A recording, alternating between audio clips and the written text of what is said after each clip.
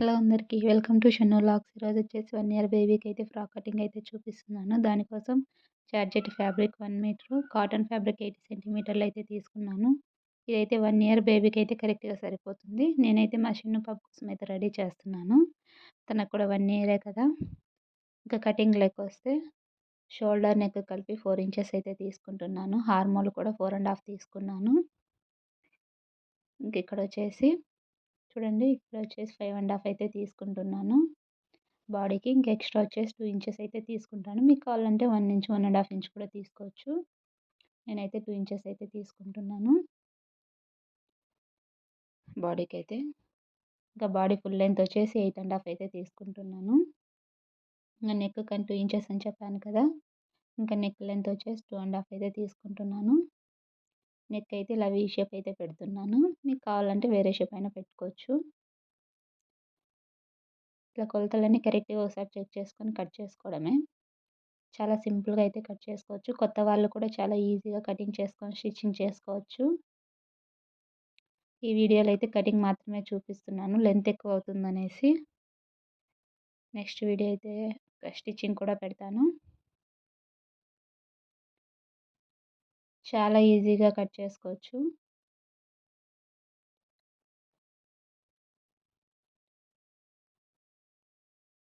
Body part అయితే cutting అయిపోయింది. Front, back ఒకేసారి అయితే కటింగ్ చేశాను నేనైతే. మీకు కావాలంటే సెపరేట్‌గా కూడా చేసుకోవచ్చు. అక్కడైతే 1/2 ఇంచ్ అయితే మార్క్ చేసి క్రాస్ కటింగ్ అయితే చేస్తున్నాను. కొత్త వాళ్ళు కూడా చాలా ఈజీగా కటింగ్ చేసుకోవచ్చు. ఇప్పుడొచ్చేసి ఫ్రంట్ షేప్ అయితే కట్ చేస్తున్నాను.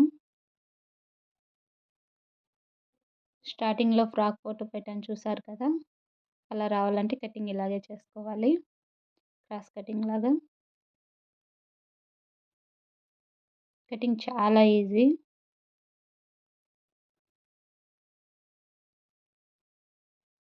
సేమ్ నేను చెప్పిన కొలతలతో కానీ కట్ చేసుకుంటే 1 ఇయర్ బేబీకి కరెక్ట్‌గా సరిపోతుంది. బేబీ లావున్నా కూడా.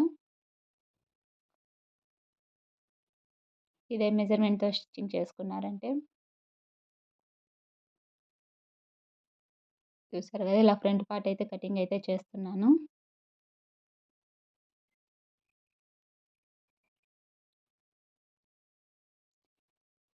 ఇప్పుడైతే బ్యాక్ నెక్ అయితే కట్ చేసుకుందాము. బ్యాక్ నెక్ వచ్చేసి 2 ఇంచెస్ అయితే పెడుతున్నాను. సేమ్ ఫ్రంట్ లాగానే.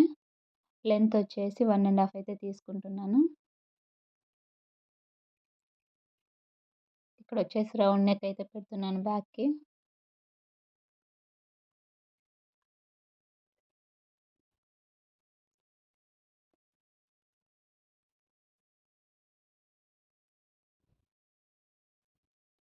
బాడీ పార్ట్ అయితే రెడీ అయిపోయింది కటింగు.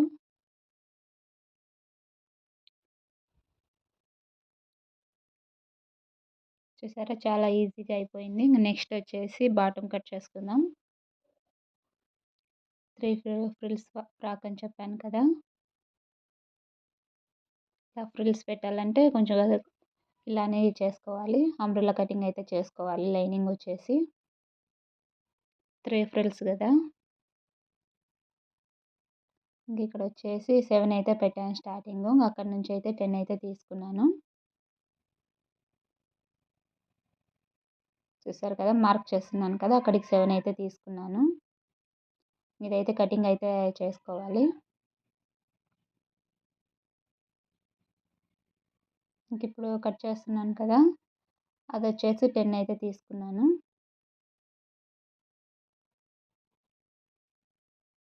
ఇలా మార్క్ చేసుకుంటే ఈజీగా ఉంటుంది కటింగ్ చేసుకోవడానికి.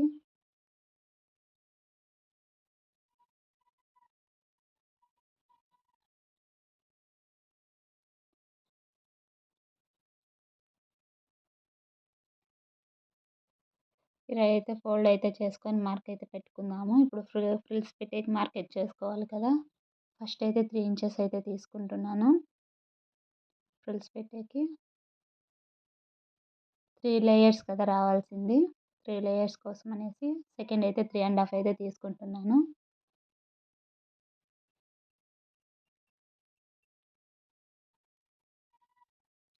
ఇలా అంతా మొత్తం అంతా మార్క్ అయితే చేసుకున్నాను రౌండ్‌గా.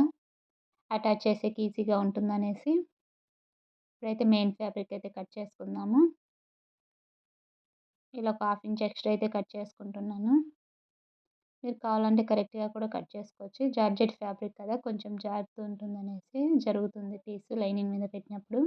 అందుకనేసి కొంచెం ఎక్స్‌ట్రా అయితే కట్ చేసుకుంటున్నాను.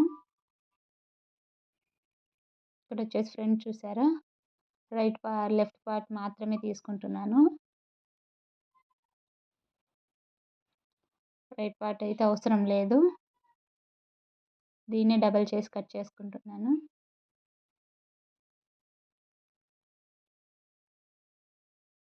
మీరు స్టిచ్చింగ్ చేసుకునేటప్పుడు జాగ్రత్తగా ఆపోజిట్ అయితే స్టిచ్చింగ్ అయితే చేసుకోవాలి వీటిని. అప్పుడే ఫ్రంట్ కరెక్ట్‌గా వస్తుంది. చూసారా? డబల్ అయితే కట్ చేసుకున్నాను.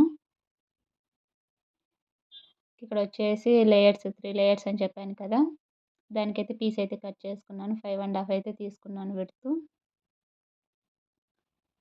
దీన్ని ఫ్రిల్స్ అంతా స్టిచ్చింగ్ చేసుకోవడమే అంతే కటింగ్ అయితే రెడీ అయిపోయింది. ఈ వీడియో నచ్చితే లైక్ చేయండి, షేర్ చేయండి, కామెంట్ చేయండి. Thanks for watching.